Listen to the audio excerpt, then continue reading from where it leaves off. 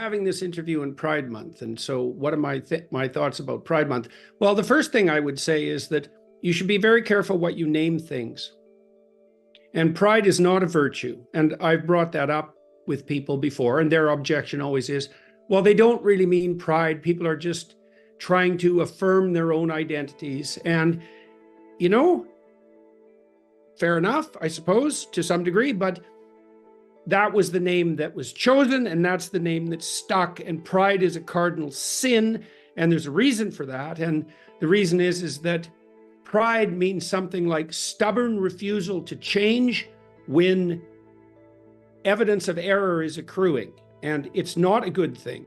There's a real tinge of narcissism, sexual narcissism, about the whole pride spectacle. And, do people have the right to express their sexuality the way they see fit? To some degree, if it's consensual and among adults, but generally among human beings with any degree of civilized comportment whatsoever, it's a pretty damn private affair. We tend to be private in our sexual conduct as a species. And so this isn't exactly private. And it's also the case that identities based on something as narrow as sexual desire, let's say, aren't identities at all. They're pronouncements of subjection to instinctual whim. And I also have a real problem with the idea of the LGBT plus, etc. community, because it's not a community. And it's especially not a community right now because the trans pushing, gender affirming butchers and liars primarily target young people whose most likely outcome on the sexual front is homosexuality.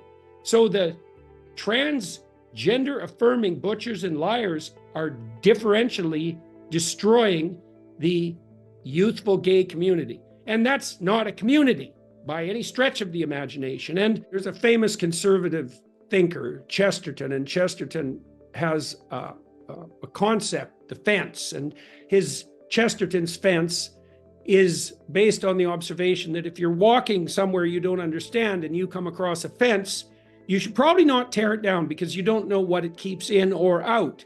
And the pride movement has torn down a lot of fences, and maybe some of those fences needed to go, but all of them didn't need to go. And there's plenty of monsters coming out to play now. And I would say that's especially true on the transgender affirming side. And that's why we're seeing this butchery in the medical community, abetted by idiot allies and driven by greed.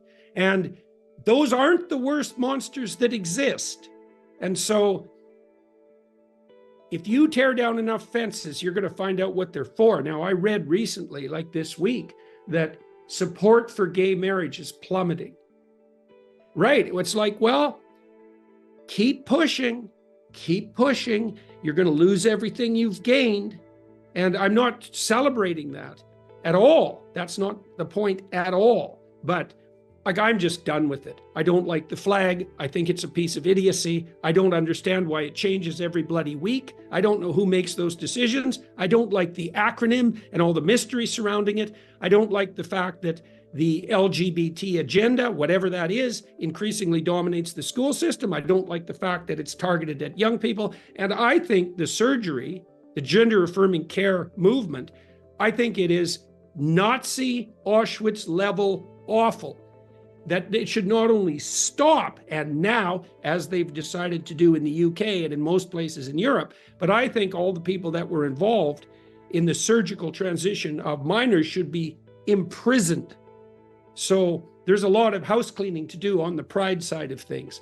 And I don't believe that a celebration of an identity that encapsulates something like 3% of the population before it became a fad is inclusive in any manner whatsoever. So I think pretty much all of it's a lie. And it's a dangerous lie. And it's a lie with real monsters hovering on the edges. And so,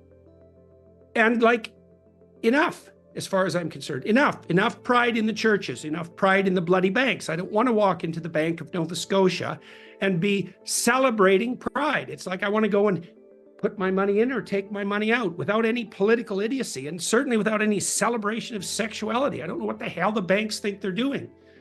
And the churches, well, that's just for the churches to be flying pride flags. It's like pride is the cardinal Christian sin.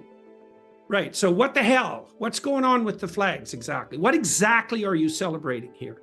Tolerance. It's like, yeah, tolerance of vice is not a virtue and pride is a vice.